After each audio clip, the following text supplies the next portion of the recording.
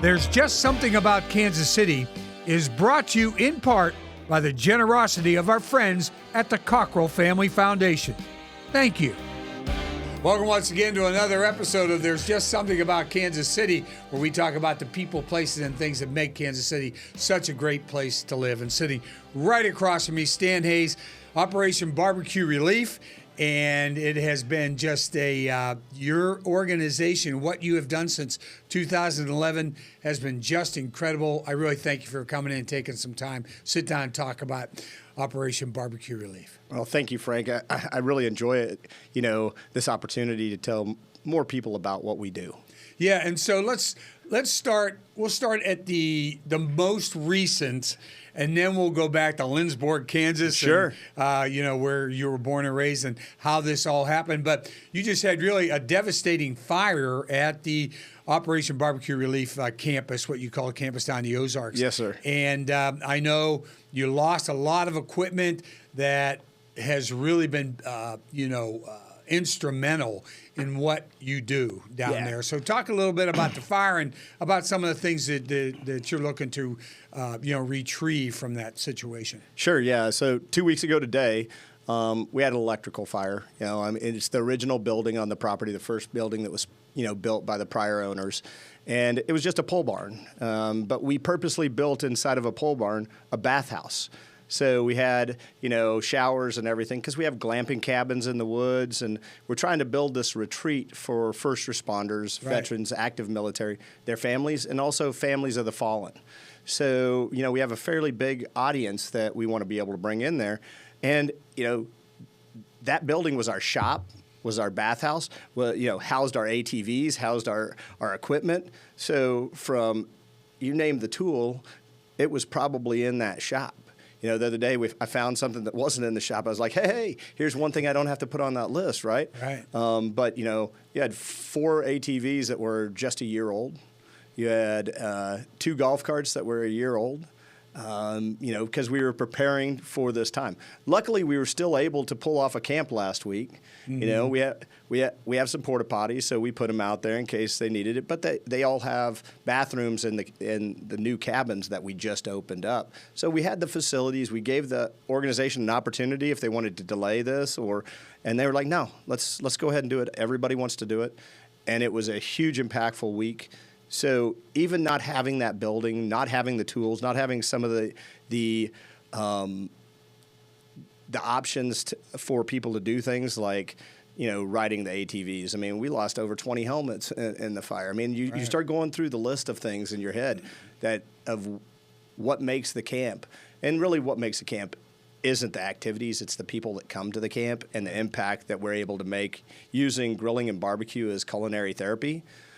For those that are struggling in their life. Yeah, right. And you have a lot of Gold Star families or, survivors from people who have died in the defense of the country or in forest fires or, in any other kind of situation as well. Just families who really need something to give them some positivity in their lives. And this camp, which is, it's not a small, it's a 190-acre retreat. I mean, this is a good-sized camp. And like you said, you have cabins there. You have a lot of activities for your people. So it's extremely important for them, isn't it? It is. It gives them a chance to, build their network, right? They were there with, 19 other men and women, or men on this one, but we'll have mixed camps as well. But in this one, 19 other men who've lost, most of them had lost their son. There were a few young men who had lost their father, but in this, they got to see the networks much larger than what they think. Not their friend group, but 19 other men who were there next to them who are going through the same thing they are. And to build those relationships, but also do some group activity things that help them get through it. But really, when people look at culinary therapy, they really don't think about it. But when you look at culinary therapy, it's similar to music, art, equine, with one big distinction. Everybody has to eat. Yeah, right. The others, they don't have to do in their life. I mean, it's good for them to do, but it does the same or the similar things in the way it activates the brain, the creative side of it. I mean, cooking does all of those things, and by giving them that and additional life skills, they walk away with much more than that. Right, and knowing that they're not alone. I've lost a son, so I'm not from those circumstances, but the idea that when it happens to you, it's like it's only happened to me. Yeah. And then all of a sudden you get together, you can share the stories, you can cry, you can, your emotions can come out. You can get some of the anger out if you have anger or whatever it is. You can do all those things. And a lot of it is surrounding the culinary arts. It's around barbecue. It's not even culinary arts. It's barbecue, which is amazing. Food is the greatest unifier in the world. I think there's no real argument around that food can unify more people. We could sit in a room with, people from different cultures around the world that don't know how to speak to each other, but you put food on the table and they know what to do with it. Right. And so if we can use that and, breaking bread together, we can help people, even if it's just for a short amount of time, we give them tools of what they can do when they leave there to help cope. Yeah. And the other thing is, too, they can actually end up helping you with Operation BBQ Relief when the disaster hits somewhere in this country or Canada. As a matter of fact, we're going to talk about how this has blossomed and how this has exploded across the country, is the fact that they can then come, you can call them up and say, hey, you want to go along with us? We're going to Maui, or we're going to maybe the fire in California that's raging. All of these places, and it all started with a tornado in Joplin. Correct. In 2011, just incredible, yeah. Yeah, we already had men signing up as volunteers before, they left the camp, because they see that opportunity to continue to give back, and using, barbecue is just a great medium, right? Because it's not always about the food, but it's about, what barbecue signifies, comfort. I think we can, we might argue it, but maybe fried chicken's maybe a little bit more comfort food than barbecue. Hold it, Stan. But in Kansas City, but I was going to say, but in Kansas City, I think that argument's won already. Yeah. So. Well, plus you can barbecue the chicken. Yeah. Oh, yeah. So no, we can do. matter. Look, we can do all of that, and that's what makes it. It makes it great. It's the people that come. It's the people that are part of it that end up making the deployments, happen. Because without them, without the volunteers on the ground, we can never put the number of meals out that we've done. We've done over 11 million meals in the last 13 years. See, people don't realize that. When I started to read and to do some research, it has been, and I've seen you so many times out there. Okay, we get all the stories. Hey, OBR is headed for, this tornado or that hurricane or this forest fire or whatever. I don't think people realize the impact you have had nationally and actually internationally when you think about Canada and how all these groups have come together. But let's go back to 2011, okay? You were a competition barbecue guy at that time. Correct. Okay, and all of a sudden you are a farmer's insurance agent, and one of your areas is Joplin, Missouri. Yep. And all of a sudden in 2011, we know about the devastating tornado that hit Joplin, Missouri. Talk to me a little bit about the reaction, you going there, and how all this came about with the original seed of the thought of the idea. Yeah, so I think if you think back to 2011, there was two major tornadoes that year. You had Tuscaloosa that was, about a little over a month earlier than, and I remember that was really probably the first storm I ever watched where they were showing it live, right? They're showing a helicopter showing the devastation path of this tornado with a tornado off in the distance. Right in front of That's right in front of you. And I felt pretty helpless, I'm like, oh my gosh, look at what's happening to these people. Well, fast forward, you go a little bit more than a month away, down the road, and it's happening in Joplin. And it's the same thing. You're watching live, pictures of the devastation of the hospital. All of these things, that the media has become so immediate, that I think maybe today we're a little numb to it because it's become so immediate. But at that time, it was pretty new and fresh. And so I just remember all afternoon fixated watching this. And that night when I went to bed, I just that helpless feeling of how do you do something? What do you do? And the next morning as I was getting ready to go to work, My wife sat up in bed. It's 6 something in the morning. My wife sits up and says, "You need to go." And thinking that she's being a little bit of a smartass, I'm like, yes, I'm a little late today, right? And she's like, no.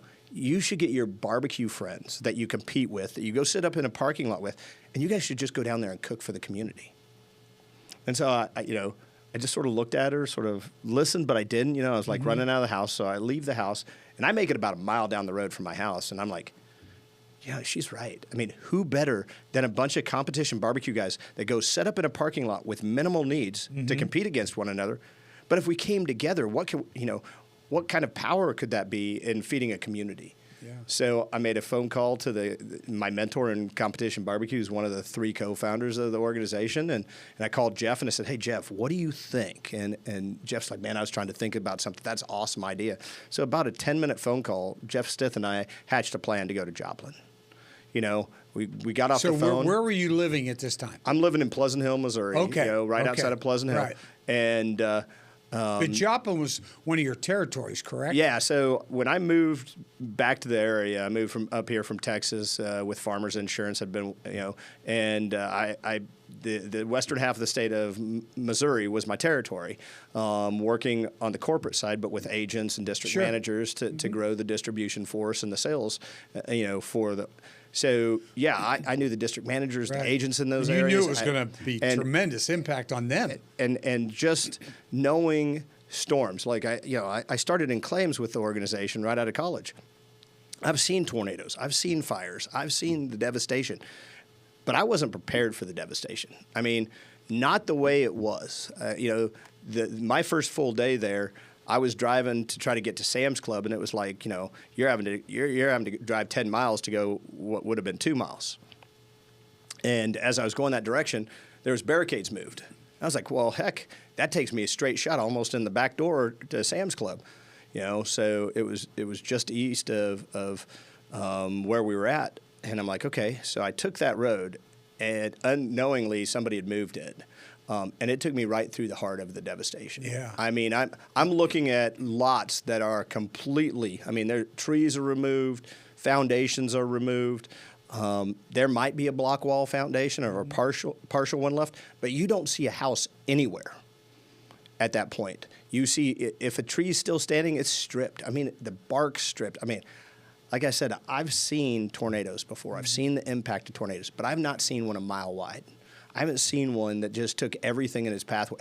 I've seen it where it's hit one house, and the house next door still has a barbecue grill going with the stuff on it.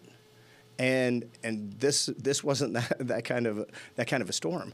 Right. I still tell everybody there's not a picture, there's not a video that I ever saw that does justice to the devastation. You mentioned Maui earlier. That one, I still to this day, I drove through the Lahaina area every day when I was on Maui, and saw that devastation, and I took videos myself, and I took pictures, and it still doesn't grab. I just saw a new little documentary that came out, for the 1 year of that one. Yes. And oh my God, I couldn't watch the whole thing. It's so emotional, and I wasn't even involved in any other way than trying to help the people. So it's the same thing. You go to Joplin, we set up in a parking lot. We think we'll be there for 3 or 4 days, do a few thousand meals, and feel good about ourselves, and go home for maybe Memorial Weekend, right? And we worked through Memorial Weekend. We were there for 11 days cooking, about 13 days on the ground altogether. 11 days cooking on the ground to put out 120,000 meals from a parking lot. Wow. Just a bunch of competition guys. We weren't even really organized, but it's amazing what we learned in that parking lot that we still use today in our organization. That from everything from the setup of how we do things to, how we determine when it's time to leave. All of those things were lessons learned in that very first one. Yeah, and the amazing part, which reading up on it, was the fact that not only did that tornado go through Joplin, then all of a sudden, here come the tornado sirens again. You're there. Yep. All right, and you're serving these meals, and all of a sudden the tornado sirens go off again, and here comes some more. Yeah. Talk about that experience and where you guys had to go to the basement of a local church, correct? Yeah. So we were right across the street from Forest Park Baptist Church, for those that know the Joplin area, 7th and Range line. And we're sitting there loading the pits. It's, I don't know, it's 8, 9 o'clock at night. We're loading the smokers for the next day. And all of a sudden, tornado sirens go off. And we're sitting there looking around, and the security guard that was in that parking lot came over and said, hey, guys, you need to go. Forest Park has a basement. They've got a storm shelter over there. That's where we're sending everybody from the lot. And so, I literally loaded a smoker, got it going, and drove across the parking lot, went in there. And when I got there, the look on people's faces, I'll never forget, because they had just gone through this 2 days earlier. And 2 days later, now the tornado sirens are going off again, and the look of horror on their face, because these people are living in the basement of this church. They are there because they don't have a place to go. Right. And so the helpless feeling, they're all crammed into this hallway that's their storm shelter. And you have elderly, you have kids, you have all of this. And at one point, they're all standing. And I was like, yeah, this isn't going to work. We don't know how long we're going to be here. So I leave, and the pastor grabs me. He's like, you can't go out there. And I'm like, sir, I can't stay in there either. You got people that aren't going to be able to stand for 30 minutes or whatever it is. So I went and started grabbing chairs out of there and started bringing them in. And so did a couple other people. But frankly, I couldn't be there because it was like 85 degrees with that many people in this hallway. And the look of horror on their face and everything else, I was like, we're underground out here. I'll risk it out here, because on my heart, I was like, I don't know that I can be in there with them. Right. I mean, it was just devastating to look at their faces. And I think that's a big thing for you. You saw more than the destruction of a structure, okay, a home or a business or whatever. You looked into people's eyes. We're there on the ground to see exactly, just how it affects this family and that family and this family.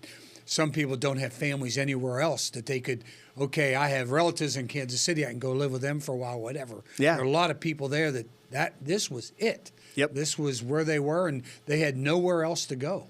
Yeah, they're and some, as we got into the days after this, right, and we start feeding and everything, we started getting these people coming in, and they'd come in and get like 10 trays of food, and then they'd leave. And then they were back maybe an hour later and getting 10 more. And so we started, hey, where are you going with all this food? And, we had a young lady that, she just had this little car that, I mean, the wheels were about ready to rot off this thing. There was no rubber left on them. But she was going in and out, taking food up and down the street in her neighborhood, because so many people were scared to leave. Right. Because what they had left was what they had left. Right. They didn't want anybody to loot their house. They didn't want to loot it. That looting had been happening, and so people were scared to leave their home, because what little things that they had left, those treasures that they were able to find, they didn't want to lose. And so I was like, can you show us where this is? And so we started taking, load up a minivan or back of a truck and take food and go literally set up a table in the middle of and start making, in a tent, and start making food, sandwiches and stuff right there on the spot, so people didn't have to leave. Right. And we just started, that was the beginning of it. We just started moving, from neighborhood to neighborhood, and that's when you saw the impact, people that hadn't eaten for, a hot meal in days, coming out there, with tears of joy, mm-hmm. and some, tears of anger, just because they had to take that meal because they had nowhere else to get one. Right, and pride. There's a lot of pride involved too. Almost getting in getting into a food service line. We had an incident where a group came in the parking lot, and in that parking lot was a Ryan Steakhouse where we were set up. Oh, God. And we watched this group get out of their car and walk up to the door, try to go in, and then realize it's locked, and see the sign that says, because we were still on a boil water ban and everything, to turn around and come get in our food service line. And I had people piping mad. I was like, look, we don't know their situation. Right. They might have been working for the last 3 days, cleaning up what's left of their life on their lawn, and they went somewhere, took a shower, and what they could afford was going to a Ryan Steakhouse, right? And when that was closed and they realized that probably nothing else in that area is open, they came and got in our food service line. It's not for me to judge. You know, you can be biblical and think about, you know, at the end, you know, you have to answer for yourself, right. Or you can think of have karma. to answer to somebody. You know, or you can think of it from karma. Right. And, you know, karma's, you know, is what it is. And if somebody is going to humble, you know, it's a humbling thing, like you mentioned. So when you get in that food line, you know, if you're doing that and you're not somebody that needs that, again, there's more that's going to happen in your life to you. I believe, you have no conscience. You know? And so in that, I was like, no, I'll feed 10 of those people just to make sure we get that one person that truly needed that hot meal that day. And that's why, again, and that's one of those lessons learned from the first disaster, that we don't make assumptions. Right. You know, during the pandemic, a video came out of me loading a vehicle in Raytown. Happened to be a Chrysler 300. And I got so much hate in this video of, oh, like that guy needed a meal. You're loading a Chrysler 300 and all that. Yeah. And I was like, well, here's the thing. The story that you don't know. Because it wasn't told in here and I didn't think it was relevant. But no, that was the mayor of Raytown. He came and he paid for all those meals to take him to the firehouse and the police station to ensure that the men and women that were on duty that day were being fed. Right. He paid out of his pocket for this. He didn't come and get them for free, but I didn't feel that was necessary because that was one of like 6 cars that I loaded in this video. Yeah. But no one else said anything about the other cars or the other people. So assumptions are something that get you in trouble sometimes when you don't know the whole story. Yeah. And social media can be great, and it can be the awful. devil too. Yeah, it can be the devil as well. Okay, so you go through this whole experience in Joplin, and you do everything, and then you end up coming home. I'm sure you have to come home. Yep. And I'm sure that Farmers was great with you to give you all the time you needed or whatever. Then where did this morph to, you know what, we can't stop here. This happened here, but this happens everywhere in the country. What can we do? Where did that idea come from to sort of form what becomes a thing that is now in 47 states, and it's in Canada as well? And you go there, like you're talking about Maui and, you know, Alabama and California fires and Oregon and Washington, Yep. whatever. How did this take us through how this? Yeah. So it was actually this the third day that we were in Joplin. We were sitting down, and we had a group from a poultry company that brought up a 53-foot refrigerated truck full of chicken meat, pre-cooked chicken meat that we could heat and serve, so we were able to turn meals. I mean, everybody's like, how did you do 120,000 meals? Well, we had pre-cooked stuff. We had companies that came out of the woodwork just to help in the community and heard about us and showed up. So we're sitting there with this guy, and he was telling us about Katrina. And they responded to Katrina and how amazed he was with our setup for a bunch of guys that just came and decided to do it. Yeah. And compared to the chaos of that. And what he was telling us and what we were realizing already was this gap that exists. The gap from the time a disaster happens to the time the larger sustaining organizations that will be there for the weeks, months, maybe even FEMA, years ahead. Whoever's going to come in. I mean, right. You know, the other larger nonprofits that come in and do that. I mean, and then the time it takes for those local civic groups, nonprofits, churches to get their feet underneath them, take care of themselves. Because the true healing doesn't happen while we're there feeding people. True healing happens when those churches, those civic groups, those community members rise up and say, it's time for us to take over. That's when the healing in the community starts, is when those groups start coming in. And that's when you also find them asking, hey, are you serving that chicken again today? Are we doing pulled pork sandwiches? Because when they become choosy about what they're having to eat, then you know the hunger isn't as bad as it once was. And then, you know, being an insurance person, I was looking at it, I'm seeing businesses open their doors, right? And as soon as we can, we want money to go back into that community.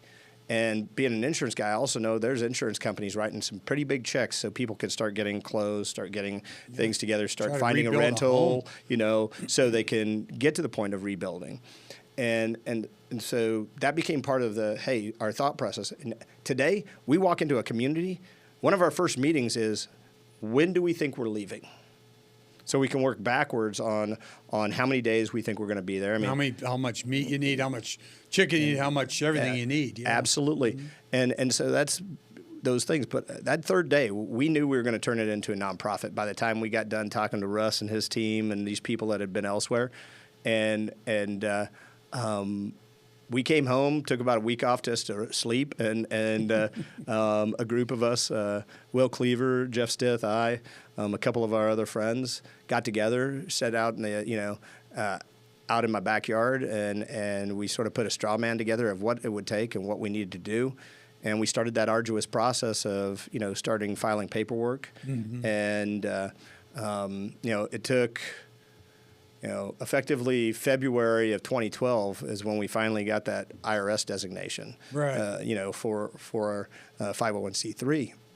But we didn't stop during that time. We were still active in doing we did a disaster in Pennsylvania was the second disaster that we did. Yeah, I was going to say, did you, when you first thought about it, and we'll go to the Pennsylvania city, when you first thought about it, did you think, okay, we'll take care of maybe something Oklahoma, Kansas, Missouri, Arkansas type deal. We're going to, it's going to be an area, maybe Texas or whatever. Did you even think nationally at that point? Were you thinking nationally? Or did it take a disaster in Pennsylvania to kickstart, hey, you know what? We can drive to Pennsylvania. We can get out there. So it was really, when we started, it was like, okay, these were all people. The person from Pennsylvania, he flew into Kansas City, rented a car, drove down there for the weekend. That's what he became our contact in Pennsylvania, because he did that. Oh, so he came in for the Joplin. He came in to volunteer for Joplin, and then he goes back to Pennsylvania. There's disaster. He goes, I know exactly who to call. Exactly, and so that's what we did. And so in the early days before we had our IRS designation and everything, that's how they happened. Where we had people from 8 additional states outside of Missouri that came here: Texas, Oklahoma, Arkansas, Kansas. Right. Georgia, I can't even remember all of them. Pennsylvania, and when we started looking at all these places, we're like, all of these are barbecue places, have a pretty good barbecue culture with competition and everything. A lot of and so we started the networking at that time, even though telling them what we were going to do, where we were at in the process, and really started building up that capital, if you will, in all of these areas. So when we had that, we knew we would go anywhere. Now, the two things that always hamstring us is do we have the food or can we get the food? And can we get the volunteers? Right. Because if we can get those two things, we can make big things happen. Now, you never had a problem business-wise of getting time off? No, not really. I mean, okay. So your company, Farmers was just... Farmers was one of our first sponsors. Right. Exactly. and they're a sponsor to this day. Well, I mean, that's pretty incredible, too. They go... Okay, you're going to Maui for a month, and there's work back here, but go ahead, go to Maui and take care of those people, which I find that. Luckily, I find that incredible. For me, about just over 6 years ago, I had the opportunity to leave Farmers on good terms, right, and come and be the first full-time employee of Operation BBQ Relief. Right. And we're up to about 25 full-time employees today across 9 different states. But to that point, yes. I mean, they would give me a week, without taking vacation most of the time. Right. There was times I took vacation. I mean, especially in for things that were not disaster related. I might be going to speak at a conference, so I'd be taking a day or two off to go do that. To talk about this. To talk about this and what we were growing, in this nonprofit and in the barbecue space and in the humanitarian space. Right. And again. I hope my wife doesn't listen to this because, the number of vacation days far exceeded the number of days I took off for family in those first few years because of during a disaster, it was easy to convince my boss or somebody to say, just go. But things change, and when it's not a disaster time, then you're looking at your PTO and everything else that you're doing. In the early days, we didn't have money. I was using airline miles and hotel points from my corporate travel. And we were doing fundraisers. The first time we got invited to speak at a industry event, we held a poker fundraiser just to be able to pay for the majority of the trip. Oh gosh! So they didn't pay for you to come? No, they invited us, but didn't pay for us to come, right? But all those things, I think everything happens for a reason. Like I told you earlier, I mean, we had a fire. It happens for a reason. It gives us an opportunity to think of things differently. Yeah, but you are looking for help to help put all that back together. You are a 501c3, Yep. so obviously whoever donates can write that off on their income tax, which is a great thing, and goes to an absolutely incredible organization. I mean, your organization helping people like that in these times. Yeah. I mean, you can help people in other times, but in these times where it's so devastating for them, just has to be just incredible. Well, the big thing is when you look at the numbers, right? For the camp, when you still have an average of 22 veterans, committing suicide a day. Right. When you have the first responders have the highest growing or the fastest growing suicide rate in the country. Nowhere close, thank God, to the veterans rate. Right. One of the things that we see the camp being able to do is helping in a way with families, because we know that families struggle after a deployment, after different, whether it's a physical or emotional injury that's sustained of the service member. If we can catch those families early and help them, with ways that they can cope, using culinary therapy, using a respite in nature, that's the low-hanging fruit, in my opinion. Yeah. Right? Because if we keep a family from divorcing, we just took off one of the largest, triggers for suicide. And that's when the spouse says, I'm done. Right. So if we can take that one off the table, think of what that does to the suicide rate. Yeah. And right now, we're not out there looking to curate these groups ourselves. We're going to other nonprofits that already have these groups. I mean, the first two camps and the last two camps we've done, which are the first two camps with the new facility, we're working with TAPS, the Tragedy Assistance Program. That's been around since the mid-'90s. Right. They have lists of people. They are one of the original Gold Star groups out there. We've worked with Tuesday's Children before. It's not, there are plenty of groups in Kansas City, but when you look at what they do a lot for the veteran or the first responder themselves, but very little, in family activity. Yeah, for the rest of the family. And so the family, is where we're focused on. We'll do these individual ones, but once we get our programs up and going, we want to be able to bring in those young families that are struggling. And we purposely built these cabins so somebody doesn't feel like they're left out. I mean, one of the things about these cabins is every unit, in the duplex joins. So somebody that's got 5 kids doesn't feel like either I can't come or I've only got to bring 2 kids because there's a queen bed and a bunk bed set. We open up the door and give them the whole thing. Give them the whole thing. So they could bring those larger families don't feel like it. Plus, again, I think it's important that the entire family's there. So for us, it is, we're going to facilitate these camps and really help in that way. Right. And people are like, well, this is so far off of what you do, but is it really? I mean, we've been using grilling and barbecue for 13 years to help communities after disaster. We're just not giving them a cooking class that goes along with it. We're giving them the food that's the end result. Yeah, right. But at the end of the day, it's a similar thing. We just, everybody asks me why first responders, why veterans. I mean, why did you choose that? And it's an easy answer. Our volunteers told us that's what they want to do. Yeah. Our volunteers, through their own actions, through their own asks, were like already doing this. So it only made it, an easy decision to say, hey, these are the people that are out there on a daily basis giving back to communities. Why aren't we doing more for them? And I don't, frankly, there's many other groups that deserve it as well. Mm-hmm. And maybe someday we'll get to the point of the teachers, the nurses, all of these frontline workers during the pandemic that today are still out there doing the same thing. And they're suffering too. They are. I mean, our teachers don't get paid enough. They're overworked? So are teachers hospitals. Sometimes end up paying for their kids' school supplies, their classroom kids' school supplies out of their own pocket. Oh yeah, because they're not reimbursed. Every year, my daughter just graduated high school, so I have none of them left there. But every year, when she would go to school, we would donate basically the equivalent of what she needed to take.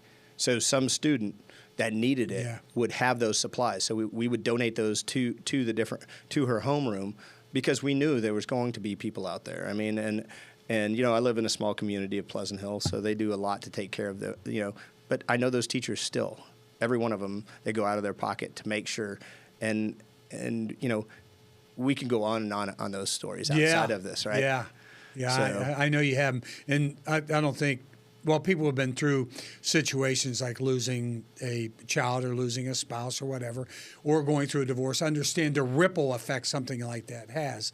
But when you lose someone through they've gone over and fought for the country, or they've gone into a burning home, or they're a police officer and they've run into a domestic situation and end up, dying because of it, they don't understand that ripple effect that it has on those families. Absolutely. Yeah. So it's that's what you're doing is phenomenal. Okay, before the tornado. Yeah. Okay, in Joplin, let's go back and talk about Stan Hayes a little bit. Okay, yeah. Lindsborg, Kansas. Okay, tiny little Sweden. Little Sweden, USA. You went to Smoky Valley High School, yep. I believe, and then you went to Bethany College, which was right there. So you never strayed very far from home, did you, when you were growing up? No, I mean, we traveled a lot as a family, but my dad was a college professor. My mom, worked at the local hospital. Very modest, family upbringing. I mean, us vacation was camping. We went to the mountains for 2 weeks during the summer, and that was our vacation time. As I tell people, I didn't know that we were just a low to middle income family at that time. Because I didn't. You're happy. I was happy. There was no wants. Right. I mean, but I grew up in such a close knit, giving community of Lindsborg that those things, never popped in my head. It wasn't until later in life that I looked back on it and some of the things that that's different. Yeah, right. But no, it's a great community. It's when I was moving to the Kansas City area, I was trying to mimic that, and Pleasant Hill is about 3 times the size of it, but gives that small town feeling, Yeah, sure. And that, that's why we chose Pleasant Hill. My wife grew up in St. Louis, and she lived south of the city. So for her big demand was, all right, I have to have because we live outside of town in the country. There has to be a grocery store within 10 miles. miles. Yeah. I got to be able to get to a Walmart, to, these kind of places within 20 minutes, 30 minutes. Right. And that was the parameters that I was given to find a place, knowing that I wanted my kids to grow up in a smaller town, similar to the way I did, and have the opportunities, in a small school like that. Yeah, absolutely, because you get to do everything. Yeah. I think that's. Did you do that when you were at Smoky Valley? Oh yeah, I mean, growing up there, I played 3 sports. Actually, my 8th grade year, I played 4 because they needed more kids on the track team, and so they let me come to track. I did track meets, and then I practiced tennis. I was on the tennis team. I mean, Smoky Valley in the 80s and early 90s was the tennis powerhouse in Kansas. I mean, they won more state championships in men's and women's tennis than any other high school during that time. That's amazing. My junior and senior year, I was on the varsity team that won. But I mean, my 4 years of high school, our men won. The state championship every year. It was a little bit of pressure when you're going into your senior year. You're like, I don't want to be the team you're that didn't. State champ, so that was great. I was a 2-time state champion, team champion, and but our women were right there with us, and it's because a town of 3,500 had 11 tennis courts when I was growing up there, and now they've got 13, 14 tennis courts, and it's still about 3,500. I mean, the population hasn't changed, but I was telling somebody my junior year, we got invited to an invitational in Manhattan, Kansas. Here we are, like a 3A, 4A school, depending on what year it was. Yeah. And we're there with 5 and 6A schools. I mean, it was all the Topeka schools, the Salina schools, Manhattan and Junction City, and us.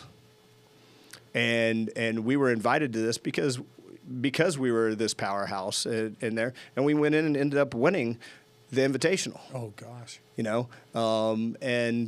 It was one of those things that in my years of playing tennis and stuff, it was one of the most exciting times to be there because, we ended up losing to our number one doubles team.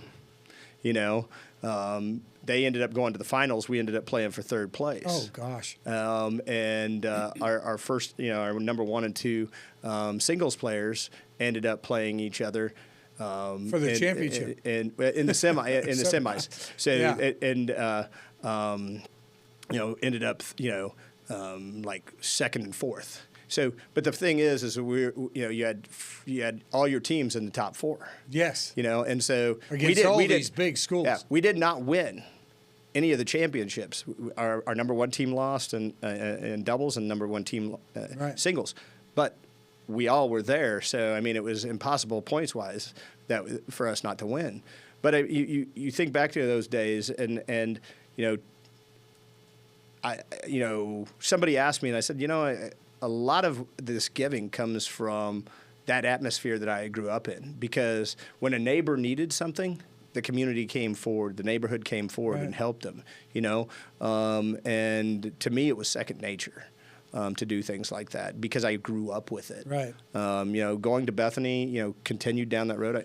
Was that where your father was a professor? My dad was a professor there at Bethany, and both my little sister and I went to Bethany. I have nothing but great memories and great things because Bethany is just a great little liberal arts college, and it afforded me so many different opportunities to learn there as well. And even though my daughter is not elected to go there, she's going to start at Washburn here this fall. That's a good school. Well, both my parents got their undergrad degree there, and my dad got his master's there. So Grandma and Grandpa, they're my dad's pretty excited about it, and seeing it, her follow, and plus, frankly, a little bit. I mean, it's a little closer to home than Lindsborg is, but I try to get back to Lindsborg at least annually. A lot of friends that might have moved away, but I ended up coming back there. I'm just not one of them that ended up coming back. Well, there you're not far. No, not at all. Yeah. So why? So did you play tennis in college? Then did you play? I played tennis my first 2 years of college.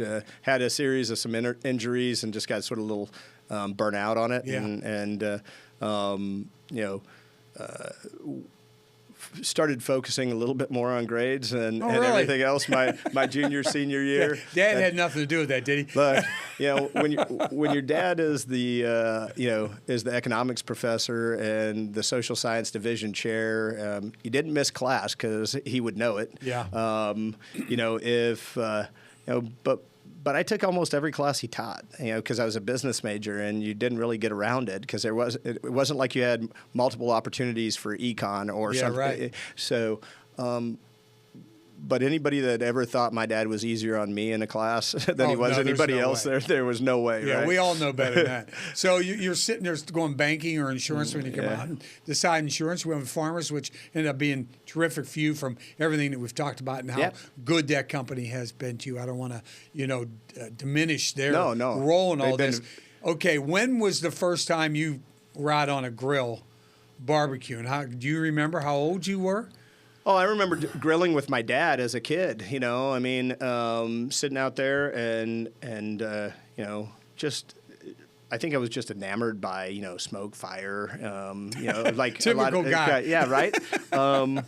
And I joke that I learned that some years later that chicken wasn't supposed to be black because my dad would put the chicken on there and probably 5 minutes after that start basting the chicken with barbecue sauce, so it was charred by the end from all the sugar and everything else in the barbecue sauce in those days, right? And you thought that was fine, but I did until I realized that wasn't quite right as I started learning. But no, I in college I did some grilling and stuff, and out of college I remember buying my first grill and then we were always grilling. People come over, burgers, dogs, whatever, tailgating. But the first time that I really did a big one was I did a barbecue. It was 24 years ago, right before, like the Thursday before my wife and I got married. A bunch of my friends came in because they were coming from central Kansas and everything, all my groomsmen and everybody. This was for the wedding. And so 2 days before the wedding, I had done pork butts, ribs, done all of this food on this tiny little, Brinkman bullet smoker that I had to finish stuff on the oven because I couldn't keep it hot enough and there was too much of it. But that was my first time really cooking for a group, and I had so much fun figuring it out and that people actually enjoyed it, Right. But we do an annual party that is before our anniversary every year. In fact, it's gotten to the point that people know it's our anniversary, but we've never done it as an anniversary party or anything like that. It was just sort of, that was the first time my friends and my wife's friends ever got to meet, and so it was bringing people together, some of the neighbors that came to it and everything, that we had got to know. Right. And so now it is our annual party. We just did it a week and a half ago. Yeah. And it's always in mid-July. We the hottest, one of the hottest times of the Nothing year. like the hottest time of the year, right? But, it was the best weekend we ever had. It was a weekend, where I don't think it got 90 degrees that weekend. And we had beautiful weather. And sure enough, I went out and rented an adult-sized blow-up slip and slide. So not only, were the kids out there. You heard it, didn't you? Adult size. Yeah, okay. No, look, we've done the ones on the ground, and we're just too dang old to be sliding down on rough ground on a tarp anymore. Right. We're like, we'll upgrade this to a big inflatable one. But everything from my kids' friends that were over for the to the adults that went out there and went on the slip and slide. I mean, we just had it's a fun time.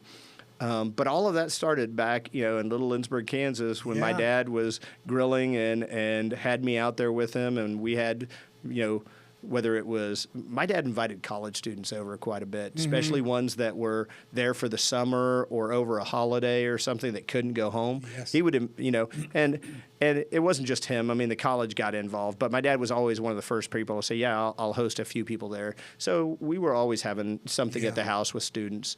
And to this day, I mean, some of those students are friends of mine that I get to see and are supporters even of the organization today. Right, you keep your friends close. Absolutely. I think that's so important in life. Okay, so he's not just this guy who does barbecues once a year. 35 sanctioned events. Okay, unbelievable contest. 2 grand champions, right? Yep. 4 reserve champions. 2015 runner-up for the Chopped Grill Masters, all right? 2019 winner of Canada's Fire Masters. You've written 2 books on grilling. Okay, one is Grilling County Line Smokers, right? And the other, which I find fascinating, is you and Mike Golick. Yeah. Okay, the former NFL star, have a book out also about grilling. So it's Grilling with Golick and Hayes, right? Yeah. That is, I'll bet that was fun. Oh, and how'd you morph into that? So we had met Mike and talked to Mike about doing some stuff with the organization to help promote the organization. It was in between, sort of his departure of ESPN while he was figuring out what he was going to do next. And so he took that opportunity to work with us some, and we came up with the idea of, our first book. The first book was Championship Pitmasters. So that has like 79 championship pitmasters, and for them to be in there, they had to win a championship, and they had to, be obviously a supporter of Operation BBQ Relief. So that was the first book. So we have a lot of people in that, friends and other grill masters. Well, this was, hey, let's take the sort of the same type of thing, but let's get Golick to get his NFL friends, his celebrity friends. And I'll get some of the celebrity chefs that I know, and some of the bigger names in barbecue, and let's get what they like to cook, right? Last thing I want to do is put somebody's championship rib recipe in there, because really no one wants to eat that. At the end of the day, they might want to taste it, but it's not what most people want to taste. Competition barbecue is, cooking for 6 judges at a table. Right. It's not what you or I may really like in the backyard, but that doesn't win. So something normal doesn't win, correct? Yeah. And so we had this opportunity. So when you look at the Grilling with Golick and Hayes, just some of the names just blow you away. When I'll never forget, I saw the email come across from Rebecca Lobo saying, "Hey, here's my Nana's chicken, grilled chicken recipe." And I'm like, "Are you kidding? I just got CC'd on an email from Rebecca Lobo on her grandma's chicken recipe. I see this one come in, and it says Lou Holtz on it, and it's a recipe for chili that Lou Holtz sent in. And Golic is pretty dang good on the grill, I got to tell you, and he loves to do that stuff. And so this fit in great. But all the pictures and everything that we did for the cookbook were done at our warehouse out in Peculiar. Oh, wow. It doesn't look like it looks like we're in this setting just because we had the best food photographer. Looked like it was arranged. Yeah, but we had the best food photographer in the business who did our first cookbook, who's a supporter of ours, who did this one, at a highly reduced rate. Even the publisher goes, we're not going to be able to afford him for your cookbook. I was like, let me talk to him, and they're like, you got him to do this for that, So you have this big name in there, but who's done every basically celebrity chef out there, and every athlete that has a book, he's probably shot it. So he knows how to do it and do it well. But we had a great time.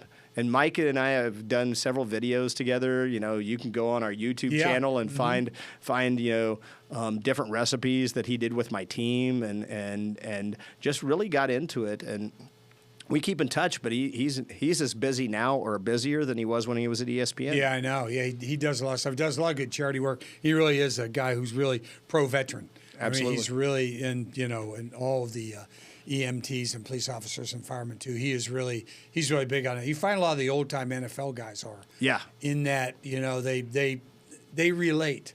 Yep. So they really relate to those to those guys, and I think that's really important. And I'm sure most of the proceeds go right back into Operation BBQ Relief, right? Yeah. I mean that's what it's all about. Yeah, I mean both cookbooks are still sold on Amazon and places like that. Yeah. We sell the cookbook on our website, but we found that people would come there and they're paying full. We're asking the suggested retail value, and Amazon sells it cheaper than that, and I can't compete with Amazon. Yeah, now, right. Exactly. So I just direct people there. If you want to look for it, you can just actually search my name or search Operation BBQ Relief. Yeah, right. It stinks because we did have a whole line of rubs, but that contract ended, and we're having to look for somebody else to do those rubs. You'll find somebody. Oh yeah, somebody will do it. But it was nice. It was a licensing agreement. We didn't have to do anything. They sold it. They did all of it. Sent us a check as a nonprofit. That's the best way to do it. Because I don't have to worry about income tax and everything else. Right. Because unfortunately, the IRS doesn't look at marketing your nonprofit as integral to the business of a nonprofit, which is the stupidest thing I've ever heard of in my life. But we're not going to get out of that. We're a 501c3. We know exactly what you're talking about. Okay. But with that, when you look at it, it gives us this opportunity, right? It gives us an opportunity to talk to people about. The rubs did, the book does. Sure. It's an introduction to a conversation. Yeah. And all the great things you've done, I know the statistics are absolutely mind-blowing. I mean, how much you've done. And in 2017, you're awarded the CNN Hero, Top 10 Heroes. And these heroes are not just in the United States, they're worldwide. Correct. And you were one of the top 10 in 2017. Yep. I think everybody at that point since 2011 had noticed what you had done in the 47 states and 11 million meals served and 2,000 days deployed. I mean, it's just been fantastic what you've done and what your Operation BBQ Relief has done. Again, I come back to if it, without our volunteers, nothing happens. I mean, we can have the employees that we have, and we have great staff. We have great volunteers, but just even those day volunteers that just have heard about us or even think, hey, I like the name of that organization, I'm just going to go out there and volunteer. What they get to learn, what we get from them and giving back to communities is what makes it so special. Yeah. And for you, I won't ask you what your favorite barbecue is, okay, because it's probably yours or one of yours or, somewhere along it differs. Oh, yeah. For everybody. So I don't get into that stuff. And American Royal, how many times have you done the American Royal? Shoot, the last time I did the American Royal was in 2018, and literally my team competed, and I left for North Carolina from there. In fact, it's probably one of the most memorable Royals because we had our command center set up in the pit area. And I went to the Royal. I'm like, I can't wait till Sunday night to get this out of there because this hurricane was hitting, and it was Friday of the Royal. I was like, so we worked with the Royal and the crew and everybody there. And to get out of there, though, my truck driver had to drive the loop. So we have video of our semi truck, our command center, driving on the skirt all the way around to be able to exit because he was facing the wrong direction just to easily get out of there. And for him, that was also a huge bucket list to drive a semi on a NASCAR track. Yeah, that's a pretty cool deal. Yeah. But yeah, we left there on a Friday night, made it to.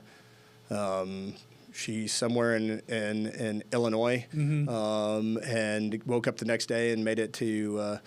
We all staged in Charlotte, North Carolina. Got there that afternoon. The next morning, we headed into Wilmington, which is right on the coast. Which is right on the coast. Basically a 3-hour drive from Charlotte. The Marine base is there. Yeah, Camp Lejeune is right near there. Yeah, well, so. And that 3-hour drive took 9 hours because we couldn't take the direct route there. We had to go up, and around and through Goldsboro and up through.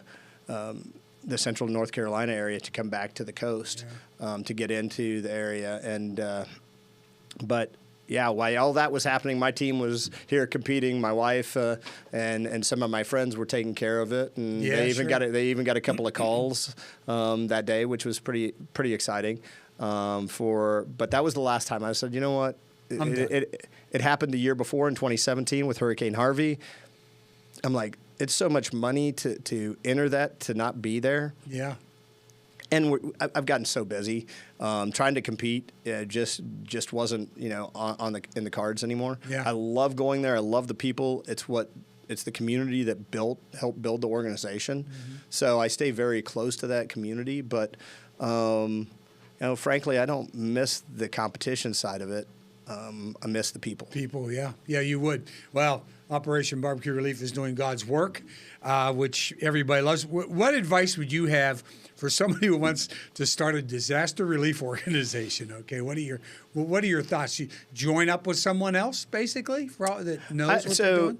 So one, I would tell you, what we've realized is building a nonprofit on disasters is really a bad model. I mean, let's face it, we're using these gray sky days that there are more of every year with the camp as a way to level out things, as a way for us to, take out such big fluctuations and swings when you have so many years of big disasters, and then last year it was sort of a moderate year. You see these, moderate year and a year of an economic downturn. Right. You fight those economic conditions. You fight, the giving that's down. The corporate giving's down. So you have to look at different ways. I would say, first of all, make sure you have the right model, because our model was not, I would say, the correct model. It was, it's served us well. It served the communities well. Right. But, look at, when our busiest year was like 120 some, maybe 130 days deployed. Think of all the rest of the days that you can make an impact in communities. Yes. And figure out the better way to do it. I would tell you resiliency is probably the better thing. If you want to get into disaster work, look at how those months after and the need for not the mass feeding that we do, but those small pockets of food insecurity that were there beforehand that now have less places to go because the disaster may have destroyed those soup kitchens or those other organizations where they went. That's areas we're looking at. We haven't gotten into that space yet, but that's the area that there's not enough in that. What has it meant to you to be able to put this organization together and just be able to help the people you help? That's a great question. First I'll tell you. From the first meal I handed out to somebody till, to watching these Gold Star men this last week. It is probably the most humbling feeling I've ever had. To this day, I still don't know how to react very well when somebody thanks me for something as simple as a pulled pork sandwich, right? When I know that they're going through maybe the worst day of their life. It's more than a pulled pork sandwich. Oh, it is. It's so much more than a pulled pork sandwich. But it took a little old lady telling me that for me to really realize that, oh, wow, you know what? It isn't really about the pulled pork sandwich. I mean, that's the sustenance side of it, but it's more about the love that you're showing the community. I think for me, it's that I have, like something like over 10,000 people that are registered either to follow us or as a volunteer. That shows that they're looking at what we're doing, and that they're giving people additional purpose in their life to do good for others. To me is probably the biggest part of it is that, because I look at those volunteers just as I look at the people that were impacted. Yeah. They need something too. You bet. Stan Hayes, tell everybody how to get a hold of the organization. And again, you had a devastating fire. You're always looking for help. You're a 501c3. It's a great organization, what you do. That gap between the disaster and then the government coming in and trying to help at that point is so important for these people. So OperationBBQRelief.org or OBR.org to make it short and simple. One, yeah. You need to keep it simple for me, okay? OBR.org, and right on that front page, there's a donate button and there's a volunteer button. I tell everybody you can do one of three things. Everybody can. Whether it is sharing this podcast after it comes out to their friends and family about the organization and what they do, that costs nothing. Just a little bit of time to share. They can donate. If they have the wherewithal to donate, whether it's $5, $50, $500, whatever it is, every little bit helps. It goes to the mission of the organization, whether it's disaster, non-disaster. And then volunteer. I mean, I tell people in Kansas City all the time, they're like, well, I can't travel for these. Hey, as we're based here in Kansas City, we have stuff that go on at the warehouse. Almost every week we have something that's happening down there because we have an event that's got to go to. We've got cleaning. We've got to get stuff ready for disaster season. We've got to change things. We got new stuff coming in. I mean, it's all different stuff. But if you're able to travel, we work with another organization that helps fly our volunteers around the country. Wow.